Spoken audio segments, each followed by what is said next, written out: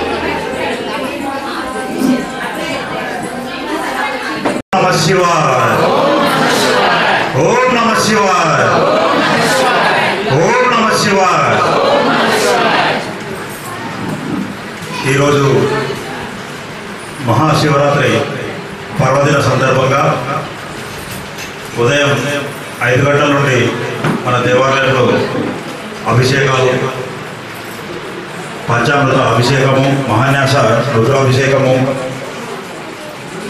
సామూహిక అభిషేకాలు నిర్వహించుతున్నాము.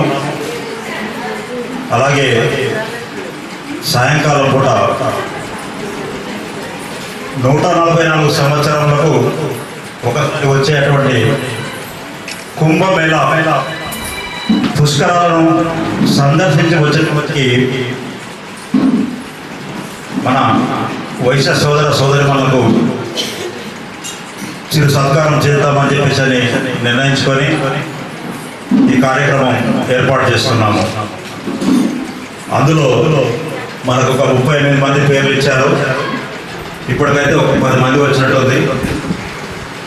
వాళ్ళు కూడా వ్యాపారాలు ఉన్నారు కాబట్టి వస్తారు. వచ్చిన వారందరూ కూడా మన కళ్యాణం బిఫోర్ వరకు సన్మానం చేద్దాము. ఈ పుష్కరాలను సందర్శించి వచ్చినటువంటి వాళ్ళు వీళ్ళందరూ కూడా మీ యొక్క అనుభవాలు, పోయిన తర్వాత మీరు అక్కడ ఏం చేశారు, ఏం చూశారు, మీకు పోయిన తర్వాత అక్కడ ఎలాంటి అనుభూతి పొందారు, జీవితంలో ఒక్కసారి మాత్రమే, అది కొద్దిమంది మాత్రమే ఈ అవకాశం దక్కుతుంది. 144 సంవత్సరాల కంటే కల్లా మన లైఫ్ ఉండేది 60 నుంచి 70 వరకే ఉంటాము. ఉండేటువంటి వాళ్ళు కూడా చేతగాగను, ఆరోగ్యం సహకరించగను అందులో పాల్గొనలేకపోతారు. ఆరోగ్యంగా ఉండి పోయించినటువంటి వాళ్ళు మేము యొక్క అనుభూతులను ఒకసారి తెలియపరిస్తే అందరూ కూడా సంతోషిద్దాము. మొట్టమొదటిగా బెల్జే శ్రీనివాస్కి వెళ్ళి స్టార్ట్ చేద్దాము. అక్కడికి వెళ్ళి స్టార్ట్ వాళ్ళే ఉన్నారు కాబట్టి ఇక్కడ నుంచి 27 నాడు అనుకుని వెళ్ళాము. బై రోడ్ కాలేజ్కొని వెళ్ళాము. 29 ఎర్లీ మార్నింగ్ 4 o'clock రీచ్ అయ్యాము.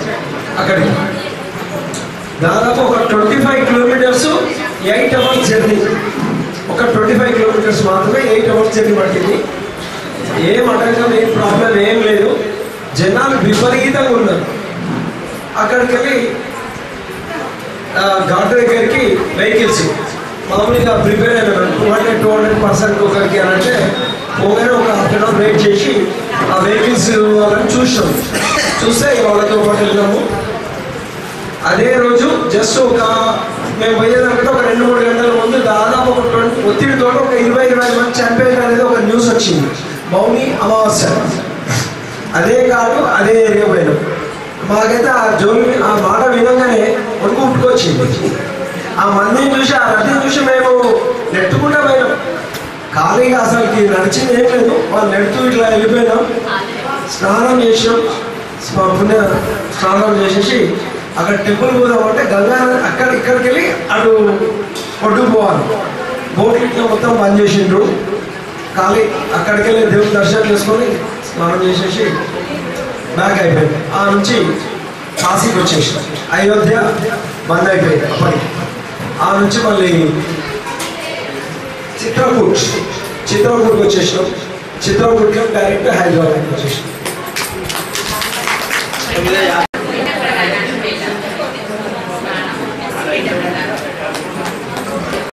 ట్రైన్లను, ఫ్లైట్లను, బస్సులను వెళ్తాము. కానీ మనము ప్రయాగరాజ్ కుంభమేళలో పాల్గొని ఆ త్రివేణి సంగమంలో మనం స్నానం ఆచరించిన తర్వాత మనకి ఏ రకమైనటువంటి అనుభూతి పొందినారు అది చెప్పండి.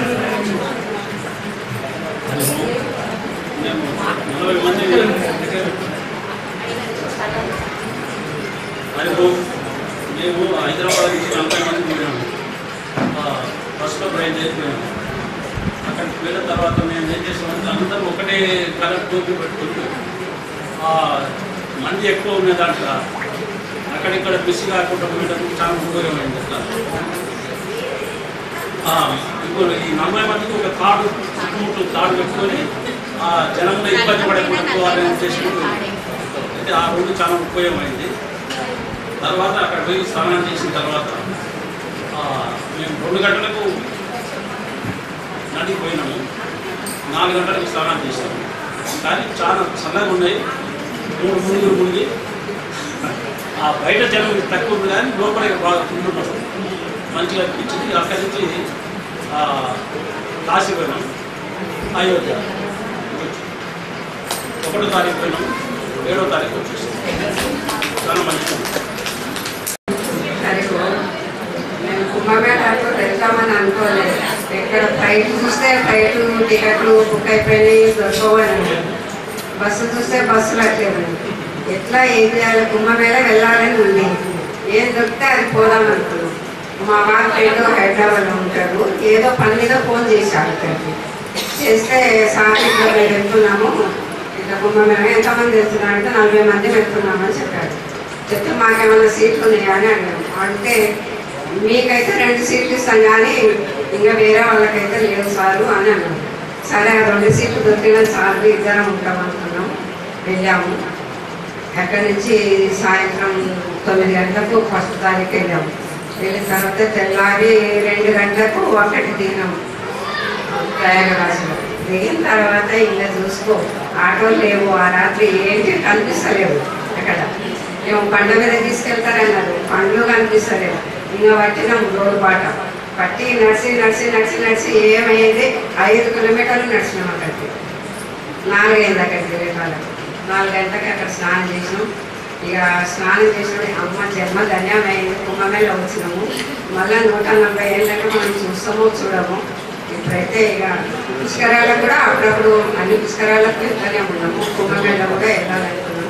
కానీ చాలా మంచిగా స్నానం అయితే భయపట్టించినంత ఏం లేదు, మంచిగా స్నానాలు అయినాయి. మళ్ళీ అక్కడి నుంచి అయోధ్య పోయింది. అయోధ్య పోయిన తర్వాత ఊరిపోయిన తర్వాత బాగా ఒక 5-6 గంటలు బస్సులు ఆపేసింది. ఆపేసిన తర్వాత 5-6 గంటలు ఆ బస్సులో అట్లే నిద్రపోయినాం. తెల్లారి మళ్ళీ అయోధ్యకి వెళ్ళి అక్కడ సరైన నదిలో స్నానం చేసి అయోధ్య బాలరాముని దర్శనం చేసుకున్నాం. అక్కడ కూడా 5-6 కిలోమీటర్లు నడుచుకుంటూనే వెళ్ళింది. అక్కడ వెళ్ళిన తర్వాత మనము ఆ బాలరాముని చూసి దర్శనం అయిన తర్వాత ఇదంతా శ్రమంతా మర్చిపోతాం. మనం ఇక్కడ ఎంతసేపు నడిచింది కూడా ఇంకా గుర్తుకుంటుందా. దైవ దర్శనం అయింది అయోధ్య బాలరాముడు అని దర్శనం. అక్కడి నుంచి కాశీలో వచ్చినాం. కాశీలో కూడా మంచిగా దర్శనం అయ్యింది. సంతోషం. అసలు నాకు ఇష్టం లేదు వెళ్ళాలని. మా ఆయన 144 సంవత్సరాలు కదా, ఎవరు ఉంటారా ఉండదు తెలియాలి ఉంటారు కదా, అందుకనే పోదామని బలవంతంగా మేము వెళ్ళినాము. నాకు ఇష్టం నేను వెళ్ళలేదు. కాకపోతే అక్కడికి వెళ్ళినాక మాకు మంచిగా అనిపించింది. సంగంలో స్నానం చేసినాం. మేము కొంచెం షార్ట్ కట్ మాకు తెలియక వెళ్ళేటప్పుడు బాగానే వెళ్ళినాము. ట్రాఫిక్లో జామ్ కాకుండా వెళ్ళినాం. మేము షార్ట్ కట్లో తీసుకెళ్ళి డ్రైవర్ అక్కడికి వెళ్ళినాక మేము 12 o'clock స్టార్ట్ అవుతే ఆటో తీసుకొని వెళ్ళినాము. కొద్ది దూరంలో ఆటో ఆపేసాడు. అక్కడి నుంచి మేము ఒక 7 kilometers నడిచినాము. మాకు తెలియక మేము షార్ట్ కట్ వెళ్ళకుండా స్ట్రైట్గా వెళ్ళినాం అన్నట్టు. అక్కడ మేము పోవడం ఒక అప్ అండ్ డౌన్ ఒక 15 kilometers నడిచినట్టు. కాకపోతే అక్కడికి వెళ్ళినాక ఆ లైటింగ్ అది చూసి ఈ నడకంతా మర్చిపోయినాం. మేము స్నానం చేసినాక తృప్తి అంతే.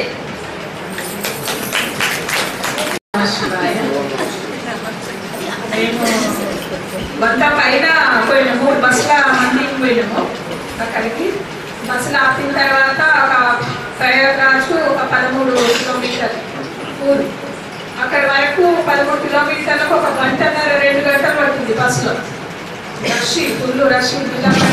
మా అవసరం దేవుడికి ఎక్కప్పటికి చెప్పబట్టి ఇంట్లో తింటారా నేను చెప్పాలి.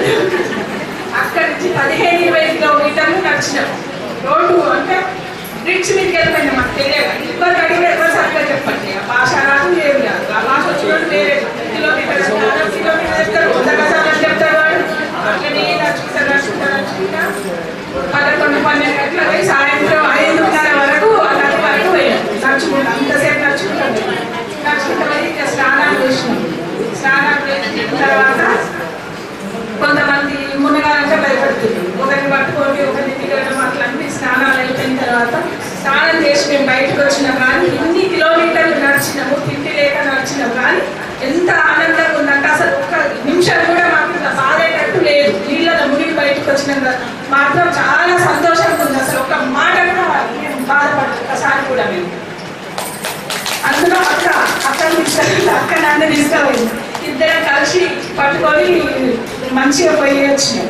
వచ్చినాక బస్సు దిగేటప్పుడు నాకు కాలు పెరిగింది. దేవరపడకు వచ్చినాక బస్సులో రాసి నేను దిగుతున్నా వాళ్ళు ఎక్కడం వల్ల నాకు దారి కనబడక కాలు పెరిగి అవుతుంది. ఇద్దరం పోయినాం. మా ఆడపిల్ల కూడా చెప్పింది రండి మాకు 5 సీట్లు ఖాళీ ఉన్నాయి, క్యాన్సల్ అయినాయి, రావాలి వస్తారా అని చెప్పింది. ఎవరు అడిగితే ఎవరు రానున్నారు. మేము ఇద్దరు ఒకటే రోజు అయి ఉన్నాడు. ఇద్దరు అనుకొని పోయినాం. పోయినాక ఒక రోజు 14 ఉంటే 16 నీళ్ళు పట్టాడు. 16 మొదలు నైట్ దగ్గర గంగ దాటి పోయినాం. ఆడ స్నానం చేసినాం. ఇవే ఇద్దరు పట్టుకొని ఒకసారి చేసినాం. మళ్ళీ ఇంటికి వచ్చాం. మళ్ళీ ఇద్దరు పోయినాం. మళ్ళీ చేసినాం. చేసి మళ్ళీ వీళ్ళ మీద ఆటోల దగ్గర బస్సులల్లా పోయినాం. కాశీ పోయినాం. కాశీకి పోయి కాశీ 12 గంటల నుంచి సాయంత్రం 8 గంటల దగ్గర దర్శనానికి పోయినాం. లైన్లో ఉన్నాం. ఆ నుంచి అయోధ్య పోయినాం. అయోధ్యలో మేము 100 మంది 3 బస్సులు పెట్టి ఒక ఆయన గైడ్ పట్టుకున్నాం. ఆయన ఒక జెండా పట్టుకుంటే మనం కాలినట్టు పోవాలనుకుంటే కాలినట్టుగా పోయినాం. మనం బస్ కాల నుంచి గుడి దగ్గర నడుచుకుంటూ పోయినాం. 10-20 కిలోమీటర్లు అవుతుంది. నడుచుకుంటూ పోయినాం. ఆ దర్శనం చేసుకున్నాం. మళ్ళీ నైట్ తెల్లవారి ఉజ్జయిని పోయినాం. మళ్ళీ ఆ నుంచి నైవేద్యాలయం పోయినాం. మళ్ళీ వైద్యనాథ్ పోయినాం. అంటే నది స్నానం చేశారు కదా, హ్యాపీగా ఉందా, మనసు ప్రశాంతంగా పాజిటివ్ ఉందా? అంత నచ్చినా ఏమో ఉదయం కూడా మొదలుపెట్టి నైట్ దగ్గర 30 కిలోమీటర్లు మెయిన్ టాపిక్ 30 కిలోమీటర్లు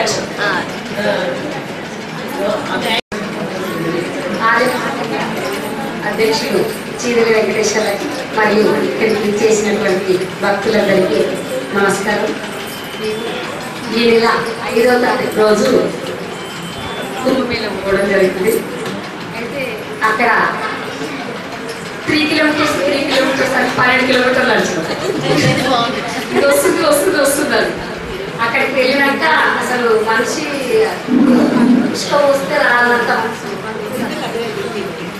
అక్కడ ఇద్దరుగా వెళ్ళి ఇక్కడ ధ్యాన మండలి తరపున వెళ్ళినాం. మేము ఒక 8 గంటలు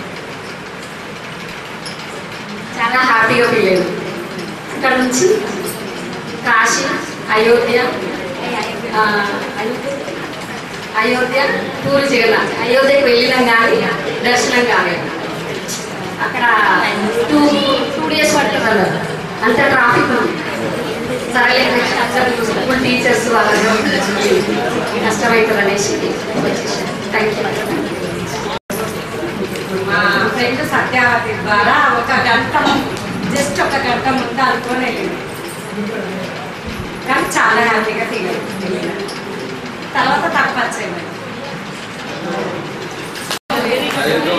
కష్టపడి 4 కిలోమీటర్లు 5 కిలోమీటర్లు 20 కిలోమీటర్లు నడిచామన్నారు. తర్వాత సంతృప్తి చెందినామన్నారు. నేనైతే ముందు సంతృప్తి చెంది మరిపోయినా.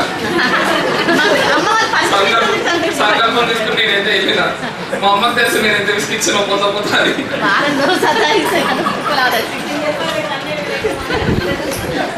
పోయిందే మనశాంతి కోసం. మనశాంతి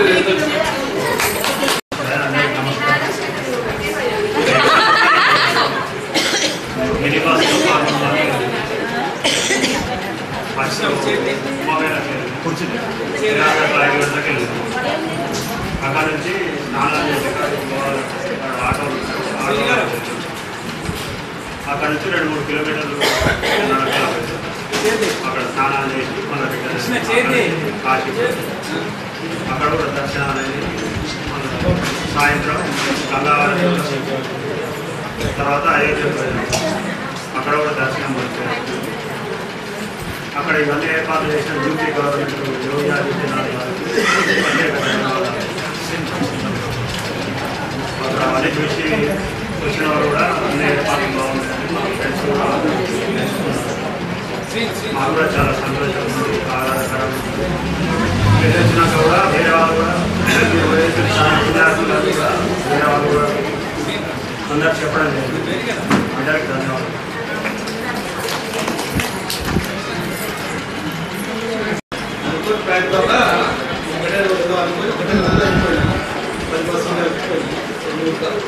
క్యాన్సర్ అయ్యిందంటే మా మామూలుగా మీ ఇద్దరు కలిసిపోయాం. ఓన్లీ స్నానాన్ని చేసి వచ్చేసి 10 రోజులు ఓన్లీ మొబైల్ పోయినా వచ్చేసి మనము కుంభమేళ 144 సంవత్సరాలకు ఒకసారి వచ్చేటువంటి కుంభమేళను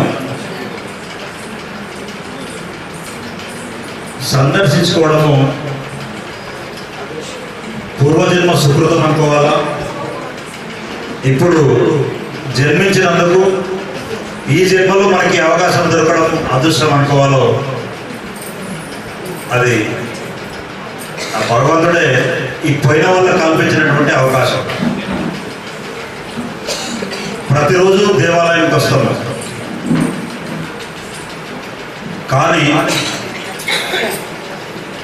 ఒక ప్రత్యేక విశిష్టత ఉన్నటువంటి రోజు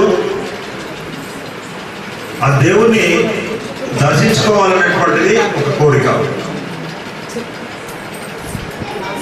తిరుపతికి వెళ్తుంటాము, 365 రోజులు, రోజు సుమారు ఒక 75,000 నుంచి 1,00,000 మంది సందర్శించుకుంటారు. కానీ బ్రహ్మోత్సవాలను చేస్తుంటారు. ఈ బ్రహ్మోత్సవాల్లో చాలా మంది బ్రహ్మోత్సవాలకు ఆ కార్యక్రమాల్లో పాల్గొని మూల విరాట్ను దర్శించుకోకుండా బయటికి వెళ్ళి దండం పెట్టించేటువంటి వాళ్ళు ఎంతో మంది ఉన్నారు. అంటే అక్కడ కారణం ఏంటి? ఆ యొక్క ఒత్తిడిలో మనం పోయి దర్శించుకోలేము, మళ్ళీ ఒకసారి వచ్చి దర్శించుకుంటాం నాయన అని చెప్పేసి బయటికి వెళ్ళి దండం పెట్టుకొని వచ్చేస్తారు. అంటే ఆ యొక్క రోజుల్లో ఒక విశిష్టత అనేది ఉంటుంది. కాబట్టి ఆ రోజుల్లోనే దర్శించుకుంటారు. శివుడిని ప్రతిరోజు దర్శించుకుంటాము, ప్రతి దేవాలయానికి పోతుంటాము, ఏదో ఒక రోజు చూస్తుంటాము. శివరాత్రి ఏకాదశి అయినప్పుడే శివాలయాలకు జాతర కడుతుంటాము. మన దేవరకొండలో కూడా ఉదయం 3:30 నుండి శివాలయంలో పూజలు స్టార్ట్ చేస్తున్నారు. మీ అందరూ గమనించలేదు, మన దేవరకొండ శివాలయంలో ఈ 3:30కు గతంలో ఒక 5-6 సంవత్సరాల క్రితం వరకు కూడా మన వైశ్య సోదర సోదరిమణులే ఈ ఉదయం కాలంలో దర్శించుకునేవాళ్ళు. ఈ మధ్య కాలంలో ఎస్పీస్ లంబాడ సోదర సోదరిమణులు అందరూ మనకు అవకాశం లేకుండా మార్నింగ్ 3:30కు వాళ్ళు శివాలయం దర్శిస్తున్నారు. ఇక్కడ శివాలయం పోయిన వాళ్ళకు ఈ సంఘటన తెలిసి ఉంటుంది. అంటే భక్తి ఎంత పెరిగిందనే దానికి నిదర్శనం ఇది. వాళ్ళకు దేవుడు అనేది ఎంతసేపటికి ఆ సేవలను దర్శించుకునే వాళ్ళు కూడా ఈరోజు వచ్చేసి ఈ పుణ్యదినాలల్లో ఈ దేవాలయం దర్శించుకుంటున్నారు. అది కూడా ఎంత నియమనిష్టత అంటే వాళ్ళు ఉదయం 3:30 గంటలకు దేవాలయానికి వస్తున్నారంటే ఎప్పుడు లేచి ఉంటారు. వాళ్ళు లేచి ఇల్లు ఊరుకొని ఇంటి ముందర కళలు చల్లి వాళ్ళు కూడా ఇంట్లో దీపం ముట్టించుకొని 3:30కు దేవాలయానికి వస్తున్నారంటే సుమారు 2 గంటలకు లేచి ఉంటారు వాళ్ళు. మనము నిదానంగా ఏం చేసాం, 7 గంటలకు పోవచ్చులే అనేటువంటి పరిస్థితికి మనం వచ్చాం.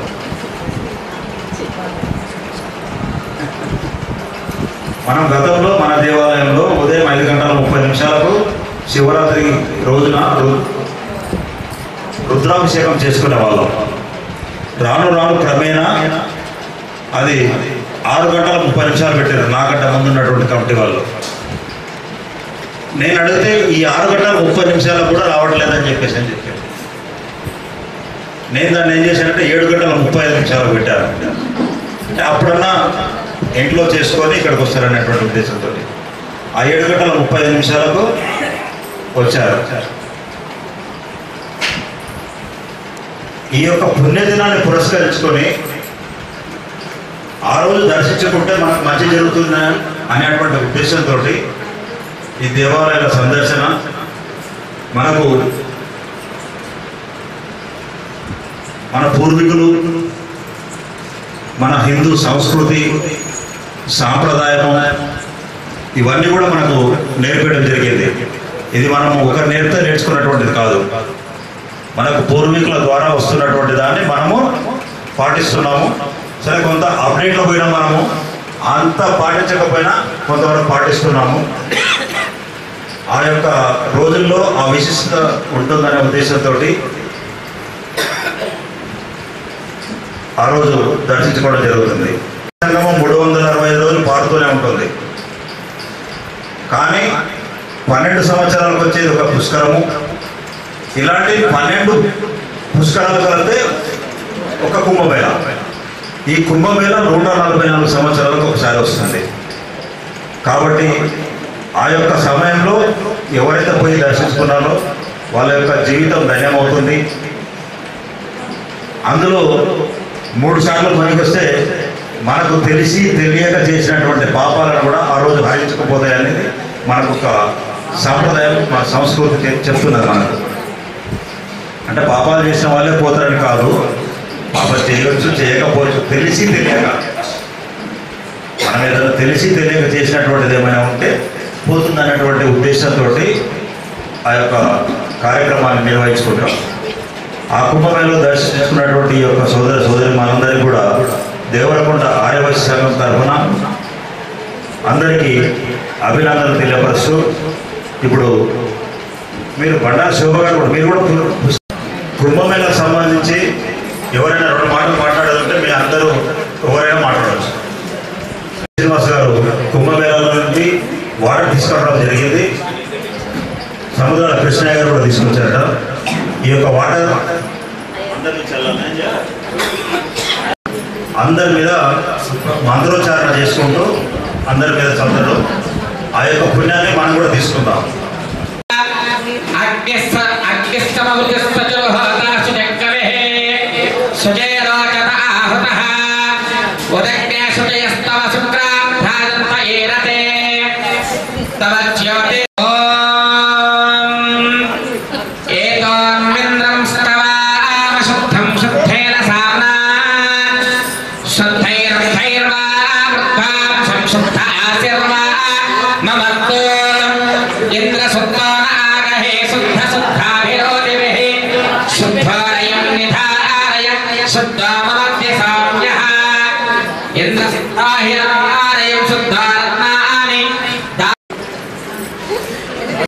అందరికీ శివరాత్రి శుభాకాంక్షలు.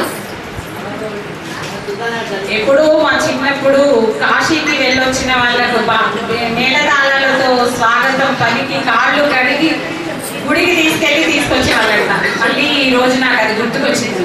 ఎప్పుడో చాలా నేను చాలా చిన్నగా ఉన్నప్పుడు మా అమ్మ వాళ్ళు వెళ్ళొచ్చినప్పుడు జరిగింది. ఈ రోజు మళ్ళీ అది గుర్తుకొచ్చింది. భవిష్యత్ తరాల వాళ్ళకు ఫస్ట్ ఆఫ్ ఆల్ ఒక లెసన్ ఏంటంటే అంతకుముందు జరిగిన ఏమి మనకు తెలియదు. ఇప్పుడు దీనివల్ల పిల్లలకి ఇలాంటివి జరుగుతాయని మాత్రం తెలుస్తుంది. కాకపోతే ఇక్కడ పిల్లలు లేరు, మీరు అందరూ వెళ్ళినాక మీ పిల్లలకు చెప్పండి.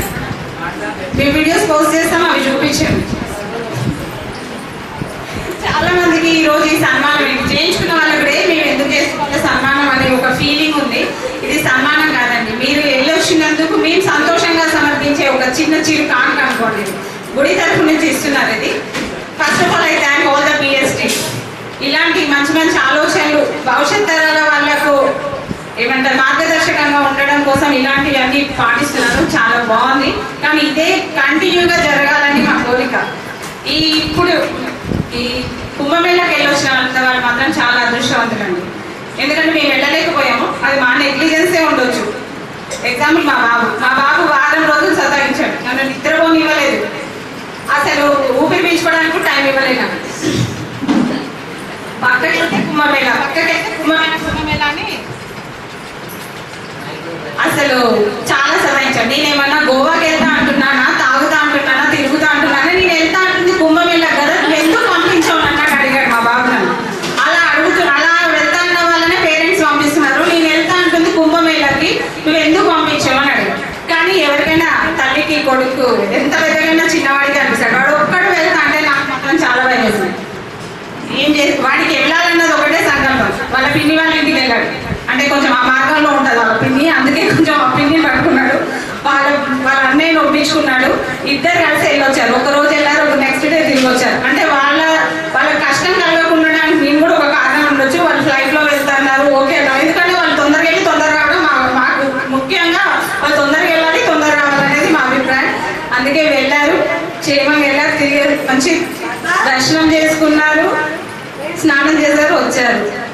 హ్యాపీ మేము హ్యాపీ.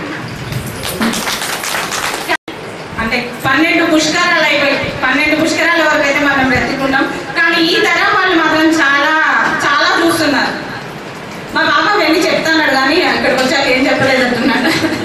వాళ్ళు చూడకూడని కోవిడ్ చూశారు, ఎన్నో అవాంతరాలు చూస్తున్నారు, ఈ ప్రకృతి వైపరీత్యాలు చూస్తున్నారు. అలాగే ఒక ఈ ఆధ్యాత్మికం వైపు కూడా ఈ 144 years కి జరిగే కుంభమేళాను కూడా చూశారు. ఆ తరం మనం కూడా ఉన్నాం ఇప్పుడు, కాకపోతే ఆ తరం వాళ్ళు ఇంకా ఎన్ని చూడాలి అనేది మన కోరిక. థ్యాంక్ యూ అండి. సన్మానం వద్దంటున్నాను. మేము జిఎంఆర్ వాళ్ళ ద్వారా వెళ్ళాము. నాగసాధువుల దగ్గరికి వెళ్ళి వాళ్ళ దర్శనం చేసుకొని వెంబడి మళ్ళీ రిటర్న్ వచ్చేసాం. జిఎంఆర్ వాళ్ళ ఫ్లైట్లో అయినా వాళ్ళతో దగ్గర అయితే గుడి బయటికి కూడా అంత నచ్చినంత లేదు. అందుకే మాకు సన్మానం కష్టపడలేదు, ఇక్కడికి కష్టపడిపోయారు. వచ్చేసి వాళ్ళు స్నానం ఆచరిస్తున్నారు.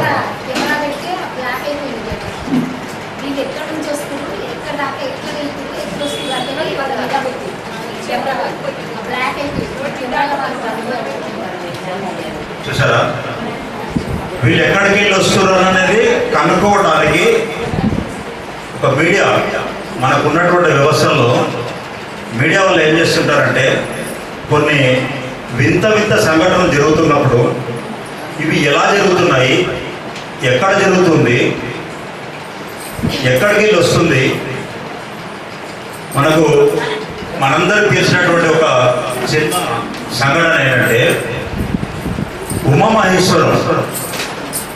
మనందరం ఉమామహేశ్వరం వెళ్ళి ఉంటాం. ఉమామహేశ్వరంలో 365 రోజులు ఎక్కడికి నీళ్లు పారుతూనే ఉంటాయి. ఎంత ఎండాకాలం కానివ్వండి, ఫ్రెష్ వాటర్, అది కూడా వాటర్. ఈ వాటర్ ఎక్కడికి వెళ్ళి వస్తుందని చెప్పి కనుక్కోవడానికి ఎంతో మంది కొన్ని వందల సంవత్సరాల నుండి ప్రయోగాలు చేస్తున్నారు. కానీ నాకు ఎంత దొరకట్లేదు ఒకటి కూడా. అంటే ఇది సృష్టి మహత్యం. ఎక్కడికి వెళ్ళి పుట్టింది, ఎక్కడికి వెళ్ళి వస్తున్నది ఎవరు కనుగొనలేకపోతున్నారు. త్రయంబకేశ్వరం వెళ్తే మనకు అక్కడ గంగనే కదా, గంగా గోదావరి. ఒకటే కాయలు వస్తాయి, కానీ ఒక్క నంది నుంచి వచ్చేది ఒక రకంగా ఉంటుంది. వేడి ఉంటుంది, చల్లగా ఉంటుంది, చేదు ఉంటుంది. 108 నందులలో వస్తాయి, ఒకటే కాయలు వస్తుంది. కానీ లోపల నంది రూపంలో వచ్చేదానికి మనకు ఉన్నటువంటిది కొన్ని వింతలు ఇప్పటికి కూడా కనుక్కోలేనటువంటివి ఉన్నాయి. వాటర్ వస్తుంది, 2 పాయల్లో విడిపోతుంది. ఒక పాయలో చేయి పెడితే కాలిపోయేంత వేడి ఉంటాయి నీళ్ళు. అదే ఇంకో పాయలో చేయి పెడితే చేయి గడ్డగడిపోతుంది. ఇది కొంతమందికి అనుభవం. ఇది ఒక పాయలో మసిలేటువంటి వాటర్, ఇంకో పాయలో గడ్డ కట్టేటువంటి అంత చలి వాటర్.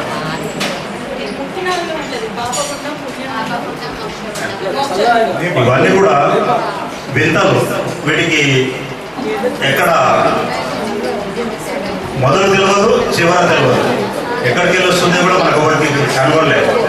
ఎంతో మంది సైంటిస్టులు ప్రయోగాలు చేశారు, ఏమేమో చేశారు. అలాంటి కార్యక్రమంలో మీ అందరూ పాల్గొనడం వల్ల మీ యొక్క జన్మ ధన్యమైంది. మిమ్మల్ని చూసి మేము కూడా మా జన్మ ధన్యమైంది అనుకుంటున్నాము. దానికోసమే ఒక చిన్న సత్కారం చేస్తున్నాము ఇప్పుడు కార్యక్రమం.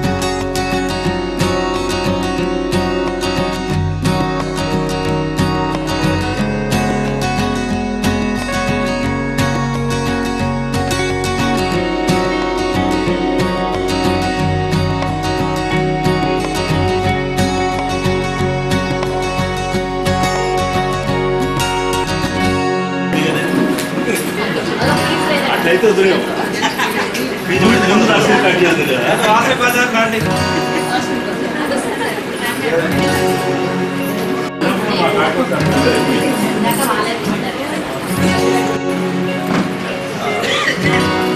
అదే వెనకకుండా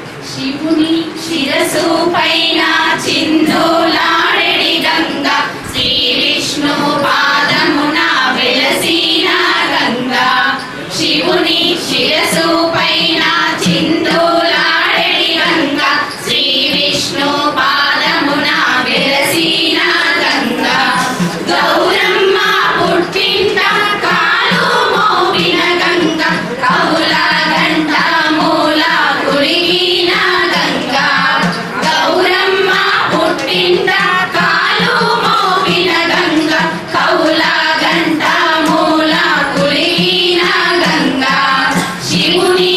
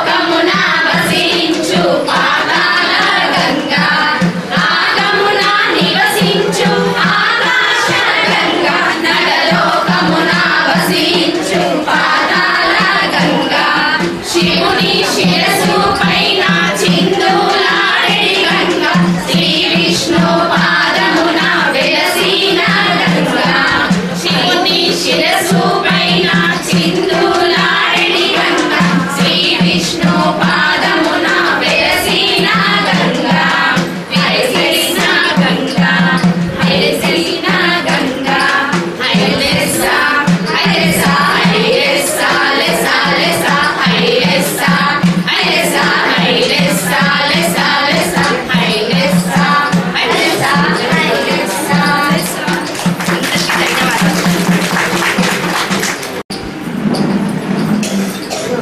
నమస్కారం అండి. ఇప్పుడు మన దగ్గర ఆర్యవచనం నుంచి అలాగే మేమందరం వెళ్ళడం అది గొప్పతనమే అని ఓకే మేము కూడా అనుకోవచ్చు. బట్ చిన్నపిల్లలందరినీ కూడా తీసుకుపోయి మాస్టర్ చేత మనకి శ్రీశైలంలో బ్రహ్మోత్సవాల సందర్భంగా మన అమ్మవారి మన కులదేవుడు అయినటువంటి వాసవి మాత యొక్క జీవిత చరిత్ర గురించి అక్కడ చేయించడం చాలా అద్భుతంగా ఉంది. అసలు అందరూ వెళ్ళిపోతారేమని చాలా భయం వేసింది. కానీ ఎంత హైలైట్ అయిందంటే అక్కడికి వచ్చిన గురూజీ వాళ్ళు ఇప్పుడు ఎవరైతే నాటకాలు వేసే వాళ్ళు ఉంటారో మేము 3 days అయితే మేము చేయగలుగుతాం. అట్లాంటిది ఆ అమ్మాయి వాళ్ళ వల్ల మీకు 1 hour 40 minutes లోనే అసలు అమ్మవారి జీవిత చరిత్ర చూపించారు చూడండి అని అసలు తను చాలా ఏమంటే ఆనంద బాష్పాలు వచ్చినాయి. చేసే అమ్మాయి హనీ అనే అమ్మాయి ఉంది, అక్క వాళ్ళ స్టూడెంట్స్ అని చేసేటప్పుడు తన అంటే లోపల లీనమైపోయింది కదా. అసలు తను చేస్తుంటే పక్కన వాళ్ళకి ఏడుపు వస్తుంది, ఆ అమ్మాయి కూడా చేస్తూ ఏడుస్తుంది. అలాంటి అమ్మాయిలను కూడా ఎంకరేజ్ చేయాలని మన ఆర్యవశిలో కూడా క్లాసికల్ గా వెళ్ళడానికి చాలా మంది ఉన్నారు. దయచేసి కమిటీ సభ్యులకి విన్నవించుకుంటున్నా అలాంటి వాళ్ళని కూడా ఒకసారి ఎంకరేజ్ చేయండి. హనీ అనే అమ్మాయి రవి వాళ్ళ బిర్యాల రవి వాళ్ళ అమ్మాయి అసలు చాలా బాగా చేసింది. ఆ అమ్మాయి మాస్టర్లు అది గుర్తించి అక్కడికి పిలిపించుకోవడం అయింది. అలాంటి అమ్మాయి వాళ్ళు చాలా మంది ఉంటారు. ఎవరైతే క్లాసికల్ నేర్చుకోవాలనుకుంటున్నారో ప్రతి ఇంట్లో కూడా అమ్మాయిలకి క్లాసికల్ నేర్పించే చూపిస్తే బాగుంటుంది. వాళ్ళందరూ కూడా నేర్చుకోవడానికి ముందుకు వస్తారు. ఒక అమ్మాయి చేసిందంటే తర్వాత నెక్స్ట్ మన ఇంట్లో వాళ్ళు కూడా పిల్లలకి క్లాసికల్ నేర్పిస్తారు. సో నేను అలా అని చెప్పాను కానీ తప్పుగా మాత్రం ఇవ్వకపోతే. Thank you so much. చిన్నారి వాసవి మాతను అక్కడ ప్రదర్శించింది. ఈ రోజుల్లో అందరూ వచ్చేసారు. వాళ్ళకు ఒక 4 క్లాసులు ఏం తీసుకున్నాడో, ఒకటే క్లాస్ ఏమో ఆఫ్లైన్, తర్వాత 3-4 క్లాసులు ఆన్లైన్లో. ఆ 3-4 క్లాసులలో అంత పెద్ద ప్రదర్శన ఇవ్వడం అనేది మామూలు పాయింట్ కాదు. చిన్నారులు వాళ్ళ ఫస్ట్ టైం. ఒకసారి గట్టిగా క్లాస్ తోటి ఓకే. ఆ రోజు ఒక 10 రోజులు మన చిన్నారులను ఒక గ్రూప్గా చేసి వాళ్ళకే నేర్పించాలని ఒక తలంపు ఉండే. ఆ తలంపులో భాగంగా 10 రోజులు గ్రూప్లో పెడితే స్పందన పెద్దగా రాల, కొద్దిమంది మాత్రమే వచ్చారు. ఆ తర్వాత మనకు ఇక పెద్ద దిక్కైనటువంటి రేణుకా మేడం గారు వాళ్ళ స్కూల్లో మీ చిన్నారులు కూడా అందులో భాగస్వామ్యం తీసుకొని ఒక గ్రూప్గా ఒక 20 మంది 25 మందితో బాగుంటుంది అనేటువంటి ఉద్దేశంతో ఆ కార్యక్రమం నిర్వహించుకున్నాము. చాలా బ్రహ్మాండంగా చేశారు. వారి మనవరాలు సముద్రాల ఆనంద్ దివ్య కూతురు కర్ణాటక వారి మనవరాలు కూడా సేమ్ అలాగే ఉన్నట్టు అనిపించింది. అందుకోసం అట్లా దివ్య నేనంటే నీ దగ్గరే ఉంటుంది. ఓకేనా.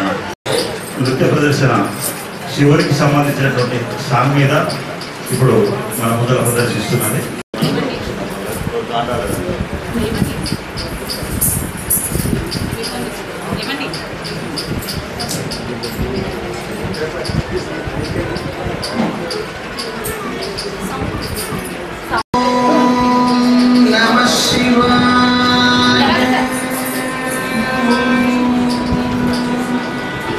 శివం శివం శివం తం